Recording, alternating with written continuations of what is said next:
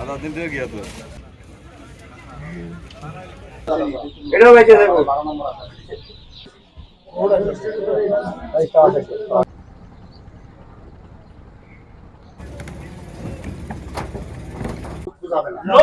লোক সরাইতে ডাকে, লোক সরাইতে বল এই মাইনে লোক তো মাইনে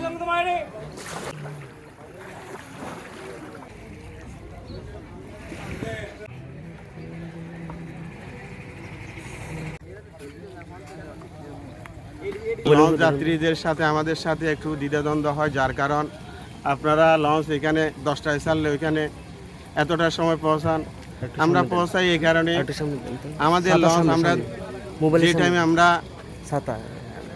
যে টাইমে আমরা পৌঁছবো ওই টাইমে আমরা পৌঁছতে পারি না। এই যে সামনাসামনি সোজা লঞ্চে আগে তো মনে করেন 2 ঘন্টা বা 2.5 ঘন্টার মতো বসে যায়, এখন তো বেশি কষ্ট হচ্ছে, মানে 3 ঘন্টা 4 ঘন্টা এসব লাগে আর কি। তখন তো এখন তো যে মনে মনে পানির মধ্যে সবার মানে কষ্ট হচ্ছে আর কি, জনগণের এগুলো আর কি। আমি নিজেই রোগী। আমি কালকের রাত্রে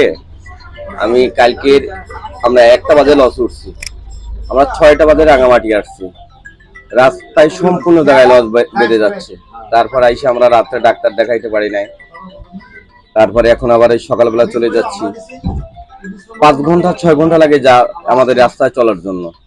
আমাদের একটা রোগী নিয়ে আসার সময় যেই পরিশ্রম হয়, এবং রোগীটা মারা গেল এই লঞ্চের ভিতরে, এই রোগীটা ডাক্তার দেখানোর মতন কোনো পরিবেশ নাই, বুঝছেন?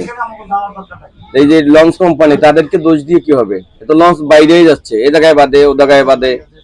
হ্যাঁ, লঞ্চ এক জায়গায় বাইরে গেলে আধা ঘন্টা টাইম লাগে, 1 ঘন্টা টাইম লাগে। তাদেরকে গালাগালি করলে তো কোনো কাজ হচ্ছে না। কেন, যদি খালটা খোদন করা হইতো, খালটা কাটা থাকতো, তাহলে লঞ্চটা টেনে তাড়াতাড়ি করে আসতে পারতো। ঘন্টার রাস্তা 6 ঘন্টা 7 ঘন্টা লাগে। যেখানে নদীর খাল খনন হচ্ছে, নদীর যে মাইনিতিগা লঙ্গদুটু মিনা বাজার পর্যন্ত মাটি ভরট, এখানে মাটি না কেটে আর উপরে যেখানে মাটি কাটার প্রয়োজন সেখানে না কেটে অন্য জায়গায় মাটি কাটতেছে। এই খাল কেটে কোনো লাভ নাই। এই যে লঞ্চে যাতায়াত যে একটা কষ্ট, যাত্রী পানিতে নাইমা 3বার 4বার লঞ্চে থেকে যাত্রীরা নাইমা লঞ্চ ছুটাইতে হয়, কত যে দুর্ভিক্ষ আমরা আছি।